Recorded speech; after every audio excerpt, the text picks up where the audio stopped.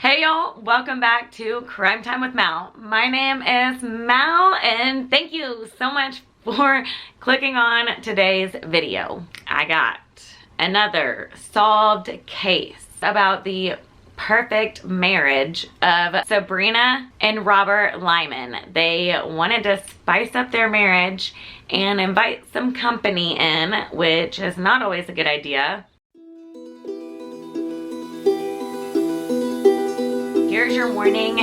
We will be talking about some graphic situations and triggering topics, so if that offends you, please do not go forward with this video. It is a true crime channel, and if you like videos like this, I do solved cases, but mainly unsolved and missing person cases. I do missing person cases one video a week, and those are always up on Saturdays. So if this interests you, I would love to have you come over here and join this channel. And if you haven't subscribed, I see some of you haven't, so I will just keep continuing to pop up in your stuff until you decide to hit that red button that's free, and I'm sure I'll grow on you. So hit that like button, it helps out my channel. And yeah, so let's just go ahead and get into today's video. So Sabrina was born in 1979 and Robert was 3 years older than Sabrina. They actually met in high school and they were high school sweethearts in Arizona. And people that knew them just said that they were just meant to be together. The couple got married, had a couple of kids, and moved to Helendale, California. A lot of the people there envied this couple because of how close they seemed, and they just seemed like the perfect couple. Robert is a people person. He is very, very outgoing and started working on the railroads, making a pretty good money. And Sabrina is a stay-at-home mom with their 2 children, and compassionate, very loving, and a blonde bombshell. So in time, their relationship, you know, kind of like all relationships, needed some spicing up. So they decided to invite some people into their relationship and have an open marriage. Sabrina's family ended up saying that it took a toll on their relationship. To each his own. Have fun, just be extremely careful when you do stuff like this. Do. They ended up getting involved with Sabrina's best friend and her husband. Do it with somebody you don't know either. That's my suggestion. Don't do it with your best friend, somebody that close. No. And like I said, Sabrina just, you know, she was like, okay, enough is enough. I had fun, and she wanted to really just stop with the whole swinger experience altogether. But her husband, on the other hand, didn't want to. And so, you know, Robert wanted to continue this, and he did. And allegedly, he would come home and tell Sabrina everything that Kelly, Sabrina, you know, the best friend, did to Robert, like sexually, and how great it was. And I have issues with this. There was even a rumor that they were having an affair going on, but they both deny this affair completely. Now Sabrina's lacking on with the emotion with Robert because he's just not there with her. So she gets a part-time job at Costco just for a distraction. Gets out of the house, starts making her own money. Then one day, this handsome firefighter, 22-year-old, walks into Costco and catches Sabrina's eye. And sparks fly immediately. Despite her being 11 years older than... Do I have a thing with like people dating older people? Now, Jonathan was very sheltered. He was homeschooled. He was very quiet, reserved, very educated, but very sheltered. And he grew up in a very strict religious background. And he also had a great family. But Jonathan was intrigued by this lifestyle that Sabrina led. She was fun and outgoing and spontaneous, and did not lead this normal lifestyle that he was used to. And Sabrina found that emotional connection that she was looking for in Jonathan. She ended up sending him very sexy pictures. She would send him love notes, and she, you know, was getting the attention that she was lacking in her marriage. He was making her feel good again. But Sabrina had a perfect family image to protect. She did not want anybody to know about this affair. And on August 7th, 2014, Robert went into work like a normal day at his railroad. He walks in and somebody comes up and shoots Robert, and he falls to the floor and passes away. He was hit one time in the face and it traveled out through the neck. And then the second shot went into the jaw area and lodged into Robert's brain. And during this time, Sabrina is struggling to stay strong and posts this super long story about sharing her grief and everything on Facebook, which I'm sure is heartbreaking. So who was this person that just randomly went up to his work and shot Robert? All police had to go off of was this surveillance video. That's it. This person was wearing baggy clothes, so you couldn't even really tell who it was. There wasn't a clear image. And they also noticed that he was walking with a limp. And that day at a nearby convenience station, there was a guy on a motorcycle with the same type of clothing and the same limp that was walked inside the gas station and then out. And they also noticed that Robert's office looked completely ransacked. So was this just a random burglary? A $100,000 reward is out and everything just comes to a dead end. Everybody is questioning what happened. They are fearful that just a murderer is out on the loose, or they don't know what's going on. Just nobody is giving anybody any type of answers. A few weeks later, Detective Robert Meyer gets a phone call from Jason, Kelly's husband. Kelly and Jason, the swinger couple. Yeah. So Jason gave Detective this text message that Jonathan wrote, Sabrina's boyfriend, Jonathan. So he said in that text message something about how he wants forgiveness and how shameful he feels for having an affair with Sabrina. So of course, the detective's like, what's going on here? Thought this was really off. So he goes and talks to Jonathan, the boyfriend. So first, Detective starts out with Sabrina. He asks Sabrina if, how's your marriage? Anything going on? She claims that her marriage is fine, that they're perfect, they get along, and there was no issues in their marriage.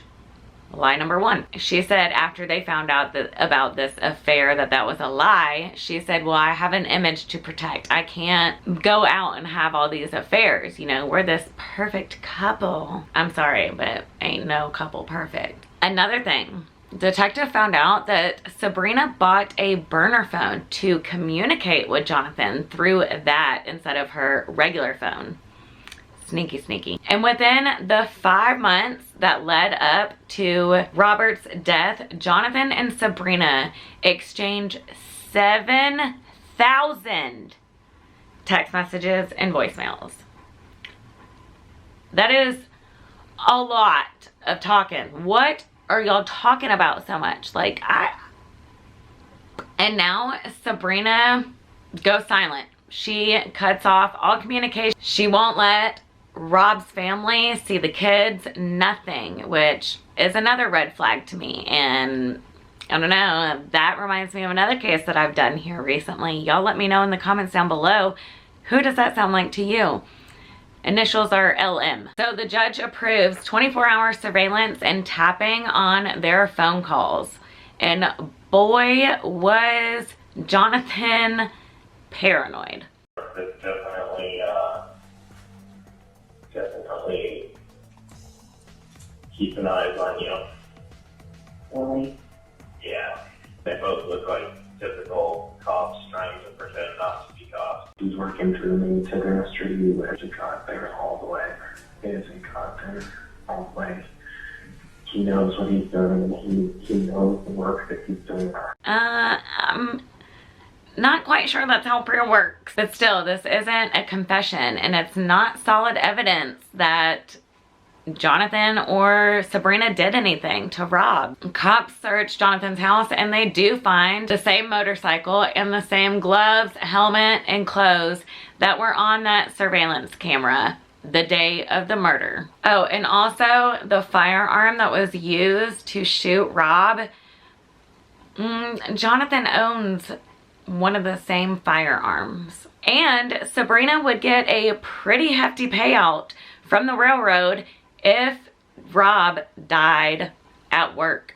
And now cops are convinced that they have a motive. 3 months go by and, you know, they're very hush-hush. They have to be hush-hush on these cases. On an open investigation, I say this all the time, but they're not going to let the public know exactly what's going on. They only get one shot to get this right. We all know how Casey Anthony worked out. They only get one shot. That's it. So after 3 months, Jonathan gets arrested at the fire station. That's rough. And Sabrina gets arrested on her way to the kids' school for a parent-teacher conference. Blame that one to the teachers. And Sabrina's friends are saying that Sabrina could and would never orchestrate something like this. Like, she just couldn't do that. But police are saying otherwise, that she had the best of both worlds and she had the motive. And police are confident that they have enough to convict Jonathan, but they are still not quite sure if they have enough to convict Sabrina. And now Jonathan knows he's in deep poo. So what does Jonathan do? He turns on his beloved Sabrina. He gave law enforcement his phone and completely threw Sabrina under the bus, saying this was basically her idea. And Jonathan took a plea for 25 years and 4 months for his testimony against Sabrina. And everybody was shocked. In her interrogation, she was difficult. She did not crack. She claimed she knew nothing about Jonathan doing this, and how could he even do something like that? But they arrest her, and 3 years later, a jury is selected, and it's a mostly female jury. Jonathan discussed ideas of how him and Sabrina talked about getting rid of Robert, and how they discussed multiple ideas. How one of those, they decided to put arsenic in Robert's banana pudding, and she was going to send it off to him to go to work, until at the last minute Sabrina chickened out and called Robert and just said, hey, don't eat that pudding, the bananas are bad, or something like that. So Robert didn't eat the pudding. Tried to poison him through pudding. And law enforcement did find bottles of arsenic at Jonathan's home by the trash can, so it collaborates with his story. Also, Jonathan insisted that Sabrina said to do it at Robert's work because there was a very minimum crappy medical care in the area. So not only was Sabrina getting this money from the railroad, but also life insurance if he died on the railroad, like I said earlier. $300,000 plus. You guys, just get the damn divorce. Like, come on. John said that he had a disgust for Robert. He was basically jealous of him and the life that he led, and the fact that